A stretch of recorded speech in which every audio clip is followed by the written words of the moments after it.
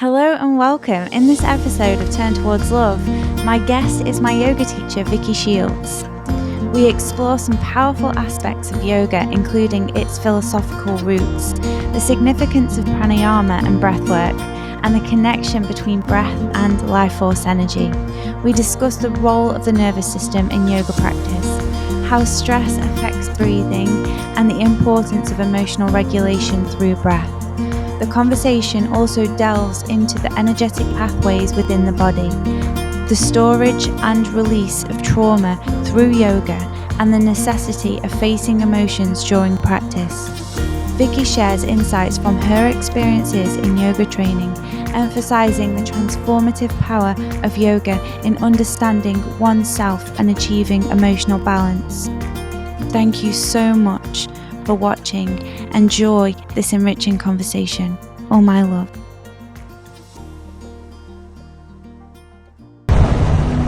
May you always turn towards love. We'll begin easy with what's the definition of yoga and what's the practice of yoga too? Well, the definition of yoga is, what we have to do is turn towards like the philosophical meaning, because here in the West, we've tended to dilute certain meanings of words just to fit in with what we would want yoga to mean. And so, the word yoga comes from the root word yug, which is to join. And so what are we joining with?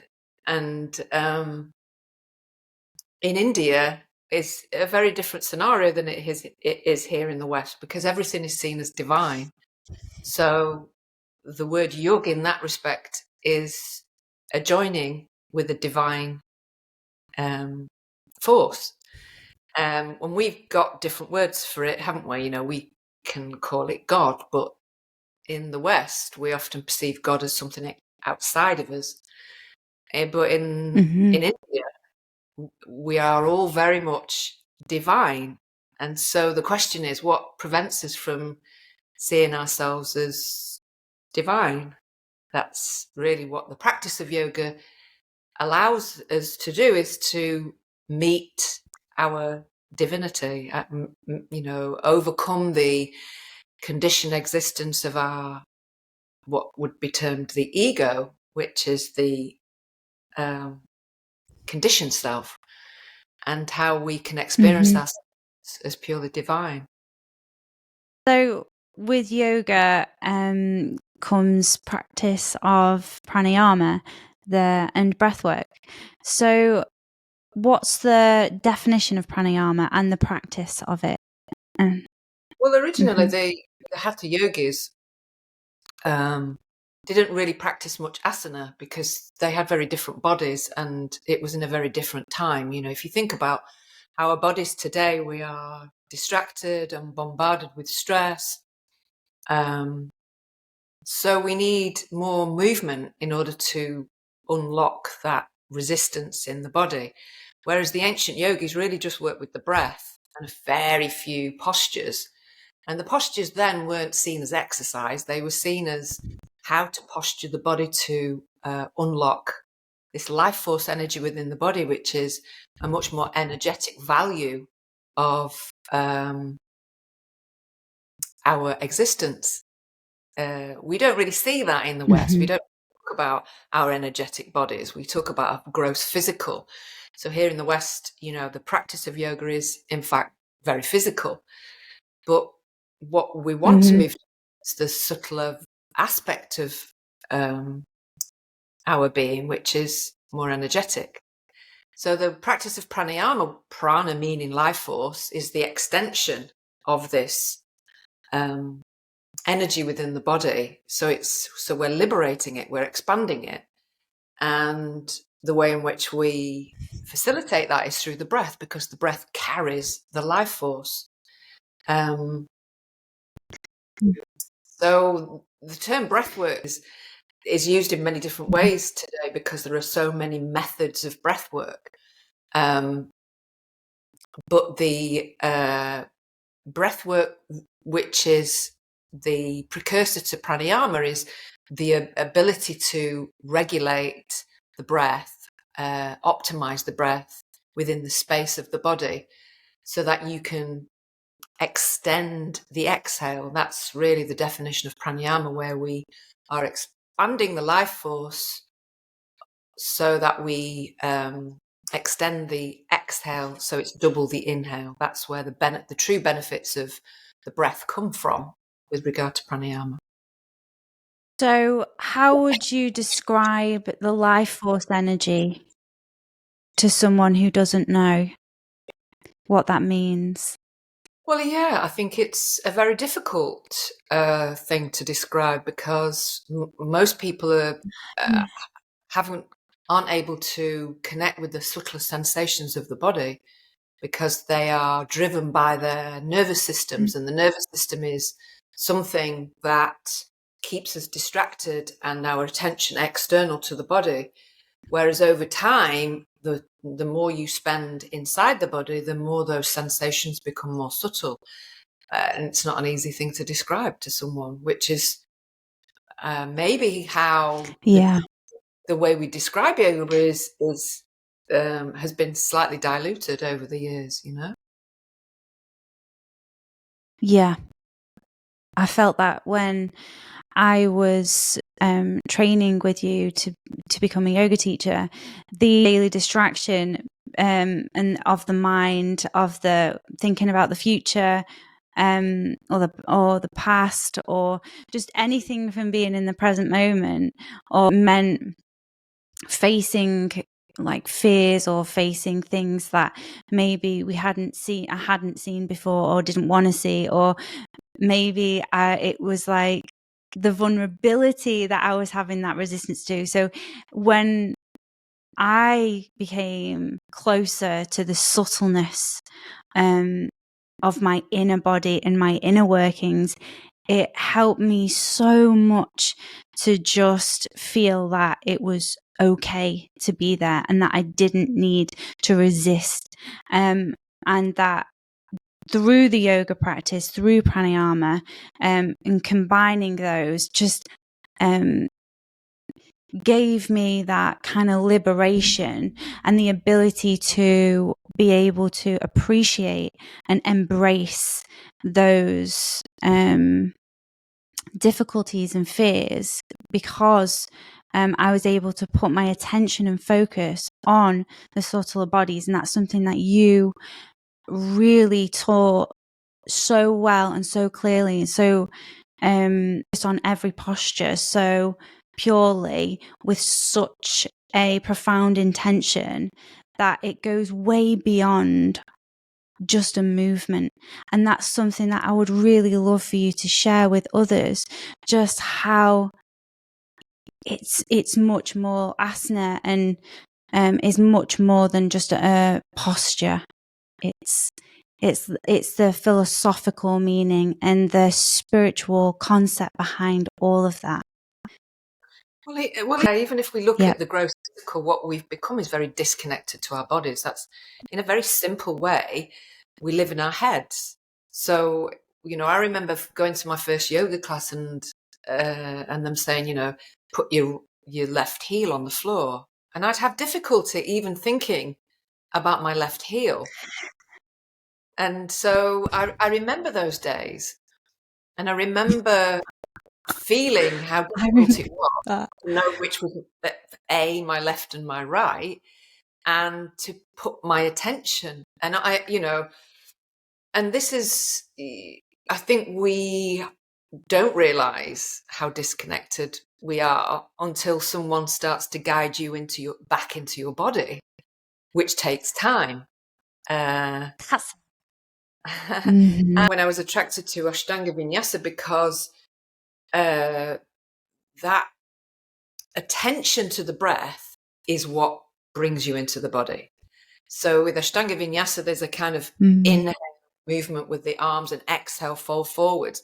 And every movement is a breath. So there's really no chance for you to think, oh, wait, did I do all my jobs today?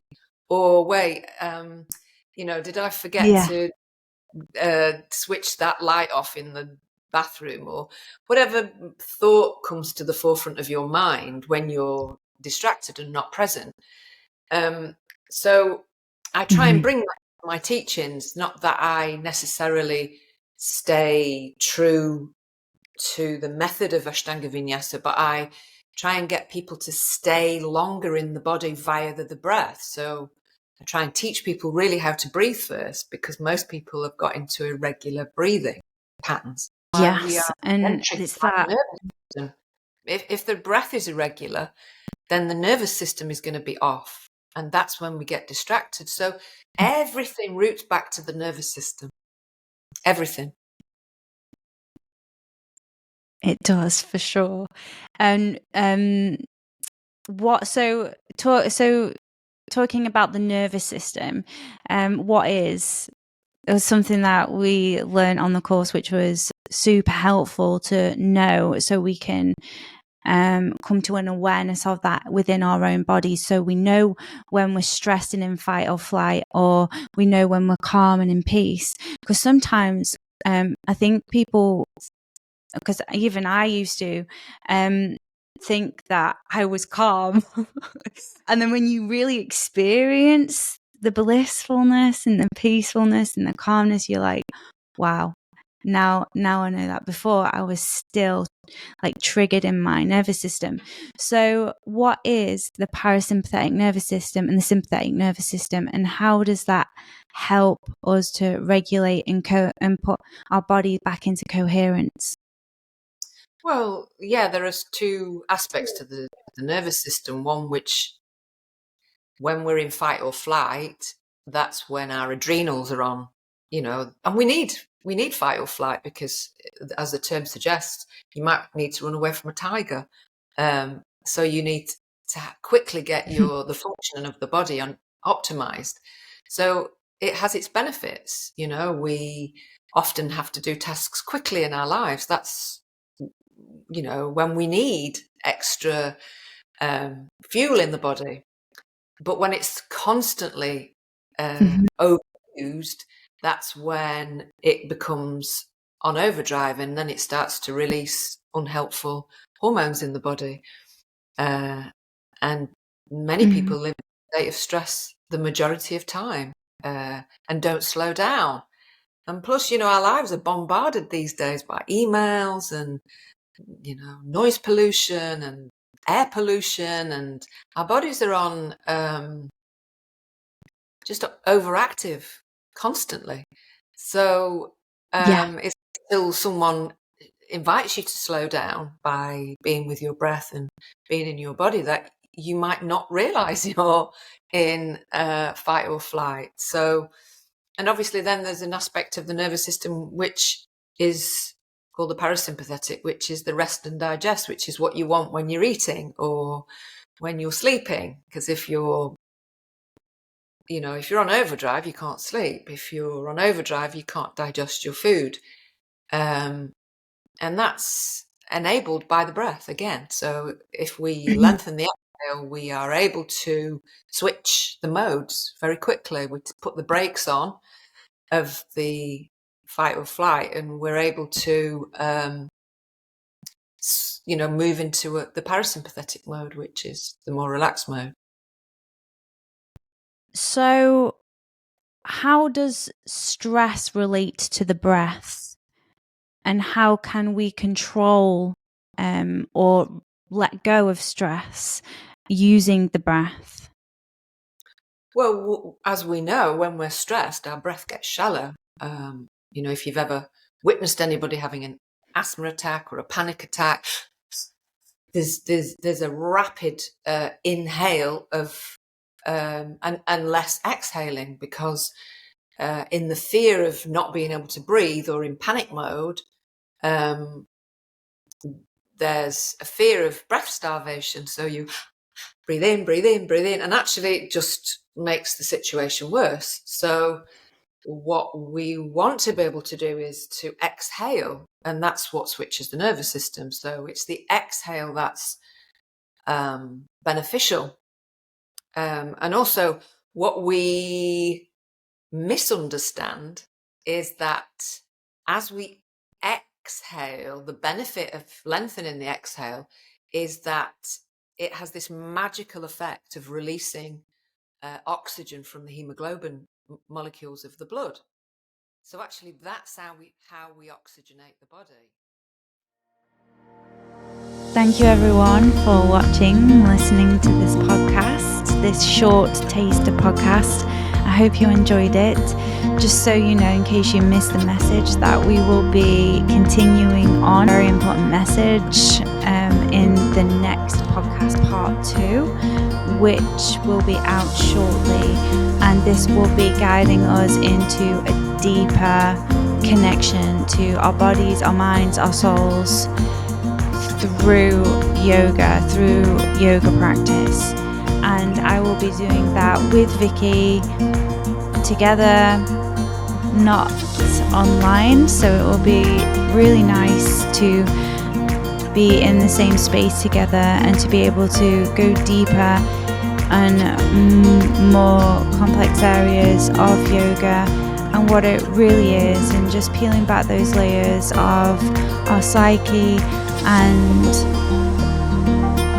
to really understand the reasons of why we do yoga, why we do spiritual practices, and what those experiences mean to us, and where those experiences can take us, and how those experiences can truly change our lives forever. Because I think one thing for me is, when do whatever spiritual practice it is that you choose to do, we can do those at some point in some time. What happens is you connect so deeply, and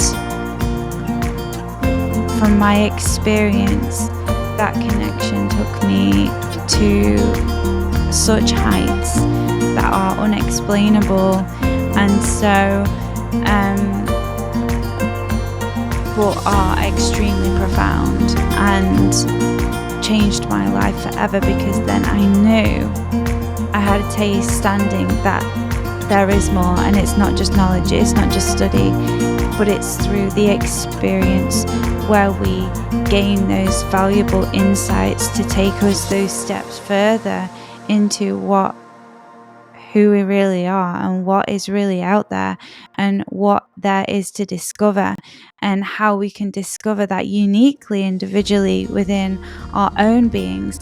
And it's not something to grasp outside of us, but it's something very internal, very subtle, and in those subtle layers we can truly find out what life is to us, and who we are to us, and what matters the most in life. And to really be grounded and truly honoring our own body, our own mind, soul, and our own connection to the divine. So with that, we know that we're not separate, but we are whole, and we are oneness. And no matter what state and circumstance, difficulty or struggle that we may be in, that we can always turn towards love in those moments, in the scariest moments. And through that, we can come back to a place of truth, of presence, of oneness. And there we'll know it's where the love truly lies. Thank you once again for listening. I'm sending you so much love, so many blessings, and I will see you next week. May you always turn towards love.